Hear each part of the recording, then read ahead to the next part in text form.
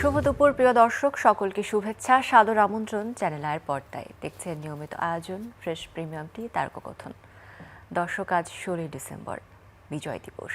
পৃথিবীর মানচিত্রে নতুন একটি দেশের জন্ম, একটি পতাকা, একটি ভাষা, একটি স্বপ্নের নাম বাংলাদেশ। 1971 সালের 16 ডিসেম্বর এই দিন আমরা অর্জন করেছি বহু মানুষের ত্যাগের বিনিময়ে, তিতিক্ষার বিনিময়ে, তাদের রক্তের বিনিময়ে। তাদের সকলকে আমরা শ্রদ্ধাভরে স্মরণ করছি আজকের এই দিনে। এই যে আমরা বিজয় পেলাম, তারপরে বোধহয় আমাদের দায়িত্বটা আরও বেশি বেড়ে গেল। পৃথিবীর মানচিত্রে যেন মাথা উঁচু করে দাঁড়িয়ে থাকতে পারি, সেই লড়াই যেন নতুন করে শুরু হলো। কিন্তু আমাদের যে বিজয়ের ইতিহাস, যে আমাদের গর্বকথা, তা কিন্তু সুরে সুরে গানে গানে রয়ে গেল। সেই স্বাধীনতার পূর্ব সময় থেকে স্বাধীনতা পরবর্তী সময়ে শিল্পীরা সেই চেতনাকে বাঁচিয়ে রাখলেন তাদের সুর দিয়ে, এবং তা এখনও যেন আমাদেরকে মুক্তিযুদ্ধের সেই সময়ে ফিরিয়ে নিয়ে যায়।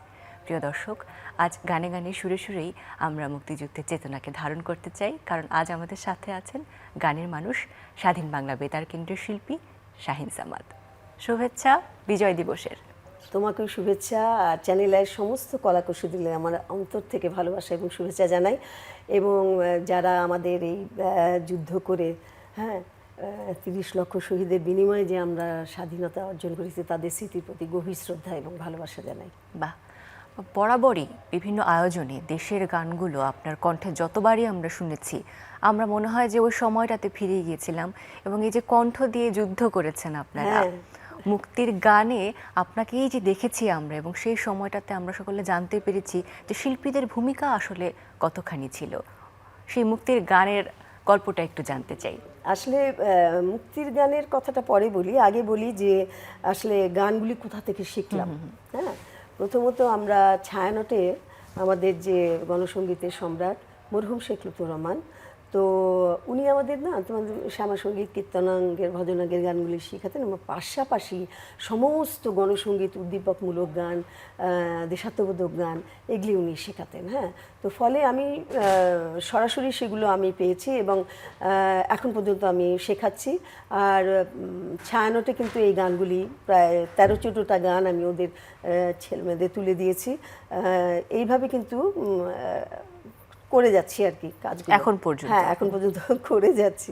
তো ওই যে ছায়ানটে গান শেখানো, তারপরে তো পুরো দেশে আসলে আপনি গান নিয়ে কাজ করেছেন এবং মুক্তির গানগুলো আসলে পৌঁছে দিয়েছেন সকলের কাছে। ওই সময়টাতে যখন মনে করেন, কোন কোন স্মৃতিগুলো সব থেকে বেশি মনে আসে? আসলে জানো, স্মৃতির মধ্যে আগে প্রথমেই বলবো যে আমাদের যে কষ্টটা, কি প্রচণ্ড কষ্ট। মানে ধরো খাওয়া দাওয়ার ঠিক ছিল না, নামা খাওয়ার ঠিক ছিল না। তারপরে তোমার আমরা শুতাম সবাই পাটির মধ্যে, পাটির একটা বিছে বালিশও ছিল না। মানে অনেক অনেক কষ্ট, সেগুলো বলে বোঝানো যাবে না। তারপরে ধরো শাড়ি টাড়ি ছিল না, আমার ননদের শাড়ি পরতাম। তো একবার আমার মনে আছে, কলকাতাতে আসলে আমাদের হঠাৎ করে পঙ্কজ সাহা, উনি একজন লেখক, সাহিত্যিক, বুদ্ধিজীবী, উনি আমাদের সাথে সব সময় থাকতেন এবং আমাদের প্রোগ্রাম জোগাড় করে দিতেন। তো উনি বলে যে তোমাদের বলছে যে তোমাদের 6টা করে গান গাইবা, তোমাদের এরকম 375 টাকা দেবে। তো 375 কিন্তু তখন অনেক। তো তখন আমরা প্রোগ্রামটা করলাম এবং আমার মনে আছে যে ওই টাকা নিয়ে আমি সোজাসুজি গড়িয়াহাটে গেলাম। গড়িয়াহাটে গিয়ে, আর টাকা তো আমি খরচ করতে পারবো না, বুঝছো, টাকা তো আমি খরচ করতে পারবো না, কারণ আমার তো সারা 9 মাস 9 বছরও লাগতে পারতো। সেই জন্য তো করতেও পারছি না। যাই হোক, গড়িয়াহাটে গিয়ে তো একটা শাড়ি দরাদরি করলাম, অফ হোয়াইটের মধ্যে কলকা কলকা বেগুনি ছিল। তো মনে আছে, তা আমি বললাম যে দাদা, এটা আমরা কিন্তু বাংলার লোক, আমরা কিন্তু আমাদের নাই, এই টাকা পয়সা নাই।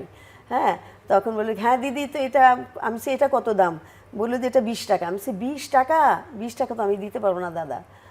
তো বললো যে কত দিতে পারবেন? আমি বলছি আমি 10 টাকা পারবো, এর বেশি পারবো না।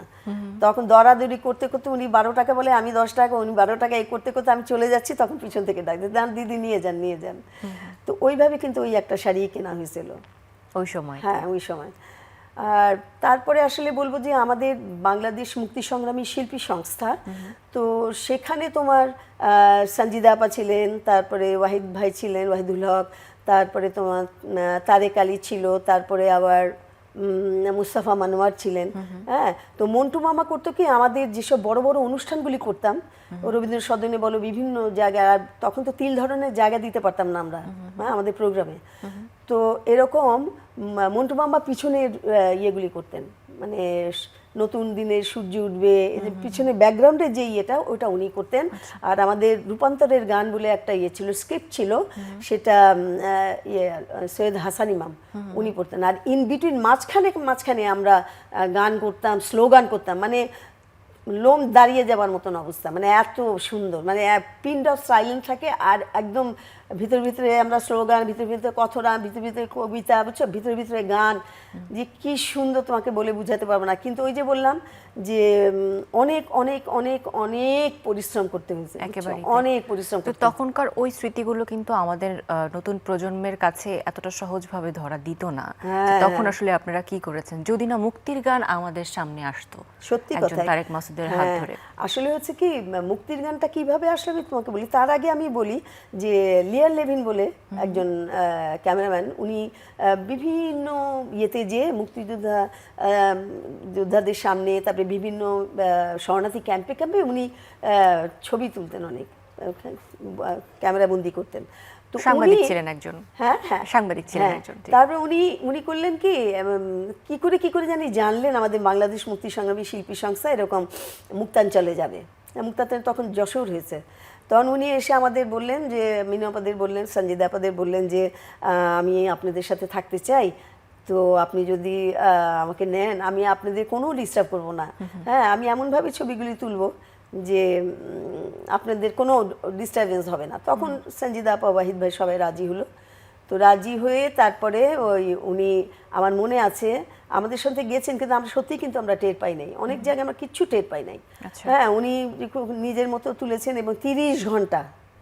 হ্যাঁ, তারপর তো ধরো আমাদের দেশ স্বাধীন হলো, আমরা আসলাম সবাই, তারপরে দেশে ফিরলাম, তারপর 24 বছর চলে গেল এর মধ্যে। হ্যাঁ, আর ফুটেজগুলি কিন্তু সব ওনার কাছে রয়ে গেছিল, লিয়া লেভিনের কাছে। আর লিয়া লেভিন তো ছিল আমেরিকাতে। তো পরে তারেক তো ক্যাথরিনকে বিয়ে করলো, ও আমেরিকা ছিল। তখন ও করলো কি, ওই ইয়েলো পেজ খুঁজে খুঁজে কয়েকটা লিয়া লেভিন পাইছে, বুঝছো। তারপরে সে দৌড়ে দৌড়ে গিয়ে সেই লিয়া লেভিনের সাথে দেখা হয়েছে। লিয়া লেভিন ঝরঝর করে কেঁদে দিছে, বলে যে এই 24 বছর পরে তোমরা আসছো এটার খোঁজ করতে। 24 বছর ধরে সেই ফুটেজগুলো রেখেছেন। হ্যাঁ, দেখো ওনার বেসমেন্টে পড়েছিল, উনি কেঁদে দিয়েছেন একদম। তারপরে সেই তারেক মাসুদ গেল, যে ওনার ওখান থেকে ওটা উদ্ধার করে নিয়ে, আমার মনে আছে এখানে আর্কাইভে যখন নিয়ে আসলো, বিশ্বাস করো সব কালো কালো ভূতের মতো লাগছে, সব একটা চেহারাও বুঝতে পারা যাচ্ছে না, কেন সব ফাঙ্গাস। তো ফলে ও আবার সেগুলো নিজে বাড়িঘর বিক্রি টিক্রি করে, একটু স্পন্সর জোগাড় টোগাড় করে টোরে, তারপরে ওই 30 ঘন্টা থেকে 1 ঘন্টা 45 মিনিট এই মুক্তির গান করলো। তো মুক্তির গান যদি বললাম তো, যদি হতো, তারেক মাসুদ যদি মুক্তির গান না করতে, কেউ জানতো না যে আমরা যুদ্ধ করেছিলাম, কেউ বিশ্বাসও করতো না।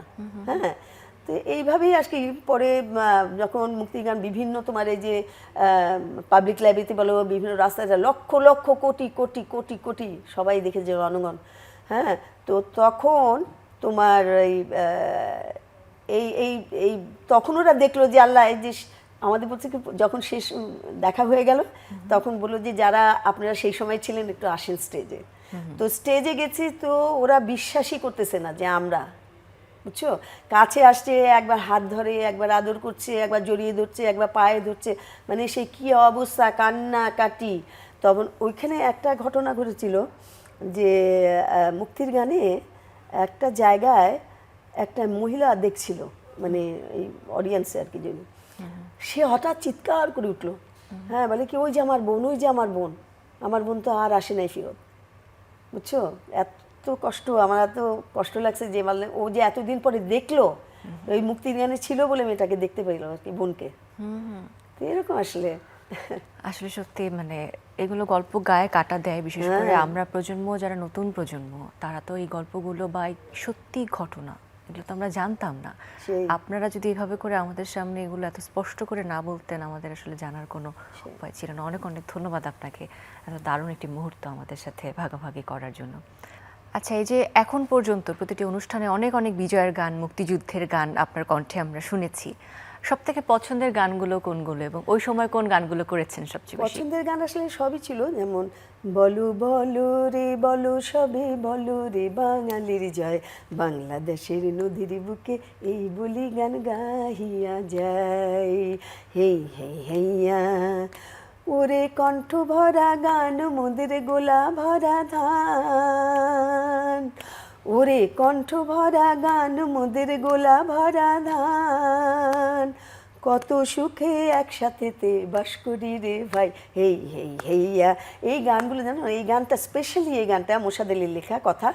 এই গানগুলি না যে আমরা শরণার্থী ক্যাম্পে ক্যাম্পে যখন গাইতাম, মানে সে আমার মনে আছে, তোমার বৃষ্টি হয়েছে তখন তো জুন জুলাই, বৃষ্টিতে এতখানি করে পানি, বুঝছো, সেই উপরে মাচাং করা হলো, তার উপরে আমরা এই পানি দিয়ে বেয়ে উপরে উঠে এই গানগুলি করতে, তুমি বিশ্বাস করবে না, কয়েক হাজার আমাদের শরণার্থীরা কি যে খুশি আর কি যে শুনে, মানে মনে হয় কি ওদের মধ্যে একটা আশার আলো, একটা শক্তি, সাহস, আত্মবিশ্বাস যে আমাদের একদিন আমরা দেশে ফিরে যাব, মানে এটা আমি না ভুলতে পারি না, এত সুন্দর। তারপরে ওই ধর জনতার সংগ্রাম চলবেই, জনতার সংগ্রাম চলবেই, আমাদের সংগ্রাম চলবেই চলবেই, জনতার সংগ্রাম চলবেই, হতমানে অপমানে নয় সুখে সম্মানে বাজবার অধিকার কাটতেই, দাসের নির্মুখ ছাড়তেই, অগণিত মানুষের প্রাণপণ যুদ্ধ চলবেই চলবেই, জনতার সংগ্রাম চলবেই।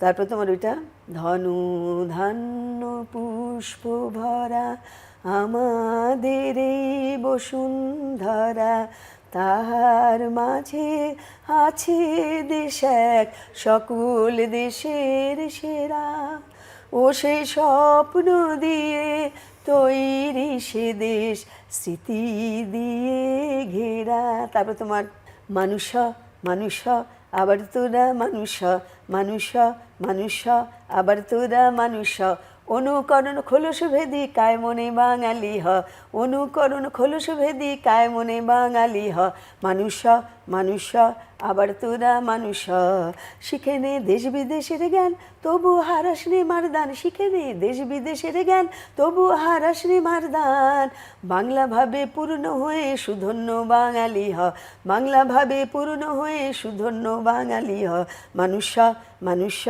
আবার তোরা মানুষ, এই শিকল পরা ছল মুদের এই শিকল পরা ছল, এই শিকল পরা ছল মুদের এই শিকল পরা ছল, এই শিকল পরে শিকল তোদের করব রে বিকল, এই শিকল পরে শিকল তোদের করব রে বিকল, এই শিকল পরা ছল মুদের এই শিকল পরা ছল। এরকম অনেক সুন্দর সুন্দর গান। বাইরের শিকল তো ভাঙলাম আমরা। স্বাধীনতার আগের যে গানগুলো বা ওই সময়ে যে গানগুলো, তখন প্র্যাকটিস করার কষ্টটা একরকম ছিল আপনি বলেছেন, বা গান করার একটা চ্যালেঞ্জ তো ছিল। আর যখন আমরা স্বাধীনতা পেয়ে গেলাম, আমরা এখন বলতে পারি যে বাংলাদেশ এখন স্বাধীন, এরপর একজন সঙ্গীত শিল্পী হিসেবে স্বাধীন দেশে গান করার অনুভূতিটা কেমন ছিল এবং তখন সবচেয়ে বড় চ্যালেঞ্জ কি ছিল আপনার জন্য? সেই সময়কার কথা বলছো, মানে স্বাধীনতা পরবর্তী 1971 16 ডিসেম্বরের পরে? পরবর্তী তো আমরা ফিরে চলে আসলাম ঢাকায়। তারপর যেহেতু আমি বাসা থেকে তো আমি ব্ল্যাক আউটে রাত্রে চলে গেছিলাম পালিয়ে, বুঝছো, আমার মা তো জানে না যে আমি বেঁচে আছি কিনা, আমার ভাই বোন বেঁচে আছে কিনা আমি জানি না, কোনো চিঠিপত্র দিতে পারতাম না। তো ফলে আমি আসলে যখন ফিরে গেলাম আর কি, আমাকে দেখে মা অজ্ঞান হয়ে গেছিল, বুঝছো, মানে আমি যে ফিরে আসছি বিশ্বাস করে নাই যে আমি বেঁচে আছি, বুঝছো। তারপরে আমি তখন আসলে মাকে বললাম যে মা, তুমি এখন কষ্ট পাচ্ছ, কিন্তু এক সময় আসবে দেখবা তুমি আমার জন্য অনেক গর্ব করবা, যে আমি যে করে আসছি কাজটা, আমি জানি তোমার অনেক কষ্ট দিছি আমি, হ্যাঁ, তুমি আমাকে জানো না যে আমি বেঁচে আছি না মরে গেছি, তাই না। তো ফলে আসলে ওই একটা সময় গেছে, বুঝছো, যে কষ্টের সময় আর কি। মাকে কি বলবো আর, আসলে অনেক অনেক ঘটনা, অনেক স্মৃতি। হ্যাঁ। তবে এই যে একটু আগে কিন্তু আমরা মুক্তির গানের কথা বলেছি এবং ওই ফুটেজগুলোই ছিল আসলে প্রমাণ, দলিল ওই সময়ের। এবং আমরা এই প্রজন্ম কিন্তু ওই দলিলের কিছু অংশ একটু দেখিয়ে আনতে চাই, কেমন ছিল। আচ্ছা দেখো, চলুন প্রিয় দর্শক। আমাদের সংগ্রাম চলবে চলবে, আমাদের সংগ্রাম চলবে চলবে, জনতার সংগ্রাম চলবে,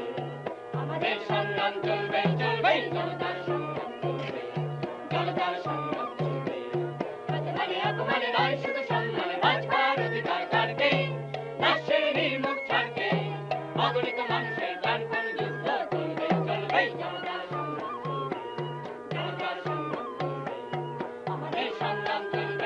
চলবে জনতার সংগ্রাম চলবে জনতার সংগ্রাম চলবে করোনা করে বলে চলবে হোক না আধার নিষিদ্ধ আমরা তো সময়ের সাথে নিষিদিন কারাবহিত নিষিদিন কারাবহিত ভারতের শক্তি ভারতের শক্তি প্রয়োজন হলে দেব এক কোটি রক্ত রক্ত রক্ত রক্ত হোক না পথে বাধাপ্রস্তর শক্ত হোক না পথে বাধাপ্রস্তর শক্ত অবিরাম যাত্রার চির সংঘর্ষে একদিন সে পাহাড় চলবে জনতার সংগ্রাম জনতার সংগ্রাম ফুটেজ দেখলাম মুক্তির গান থেকে। এখানে অনেক অনেক শিল্পীদের আসলে আমরা দেখতে পাচ্ছি, তাদের অনেকেই আমাদের মধ্যে আসলে এই মুহূর্তে নেই, কিন্তু বেঁচে আছেন ওই যে তাদের সুর দিয়ে। কারা কারা ছিলেন ওই সময় মুক্তির গানে? ওই সময় ছিল নাইলা খান, তারপরে লুবনা, তারপরে শারমিন মুর্শেদ, তারপরে স্বপন চৌধুরী, দেবু চৌধুরী, তারপরে মাহমুদুর রহমান বেনু, বিপুল ভট্টাচার্য, আর কে ছিল, এই তো এই কয়েকজন, আরও কয়েকজন ছিল বোধহয়, অতটা মনে করতে পারছি না। তবে ওইটা কিন্তু আমরা যাচ্ছিলাম তোমার মুক্তাঞ্চলে, হ্যাঁ, যশোর আগে মুক্ত হলো।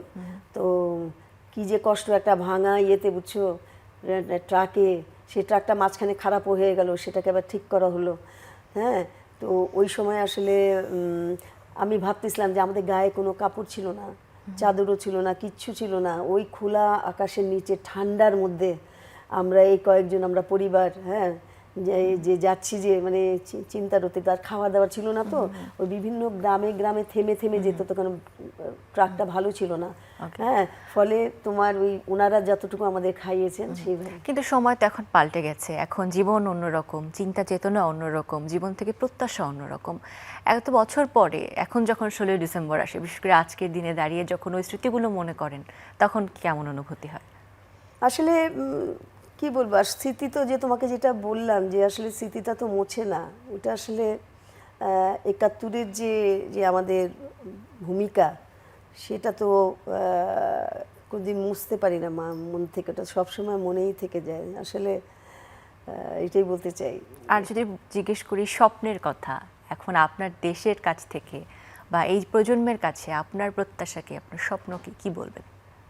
আমার স্বপ্ন কি, আমি দেশের আমি যারা এই যে নতুন প্রজন্ম আছে এবং যারা জনগণ আছে, তাদের বলবো যে সবাই দেশকে ভালোবাসেন, দেশের প্রতি দেশকে সামনে এগিয়ে নিয়ে যান।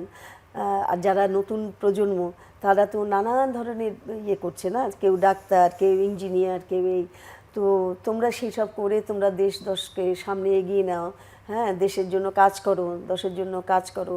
আর সবচেয়ে বড় কথা, এখন যেটা নজর পড়ে, খুব কষ্ট লাগে, যে কেমন জানি সবাই সব কিছু এড়িয়ে যায়।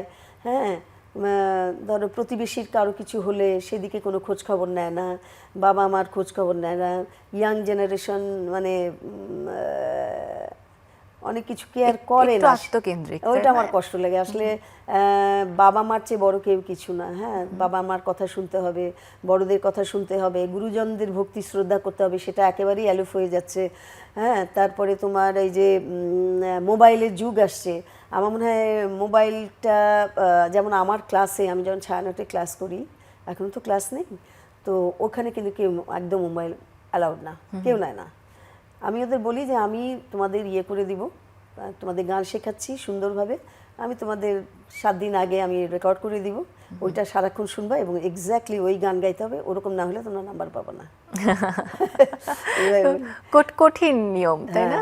ছায়ানটে কিন্তু জানো, ছায়ানট কিন্তু কোনোদিন, যেটা বলি আমি, ছায়ানট কিন্তু কোনোদিন পলিটিক্স করেনি, রাজনীতি করেনি। সে সবসময় বাঙালি সংস্কৃতিকে তুলে ধরার চেষ্টা করেছে। যেমন ষড়ঋতুর অনুষ্ঠান হয়, হ্যাঁ, তারপরে তোমার এই যে পয়লা বৈশাখ, যেটা দেখো এখন কীভাবে পয়লা বৈশাখ সবাই ইয়ে করে, উদযাপন করে, এই যে এগুলো আর কি। তারপর ধরো এই যে আর্ট কলেজে যে আর্ট করে, যে আলপনা টালপনা, কি যে সুন্দর লাগে, তাই না?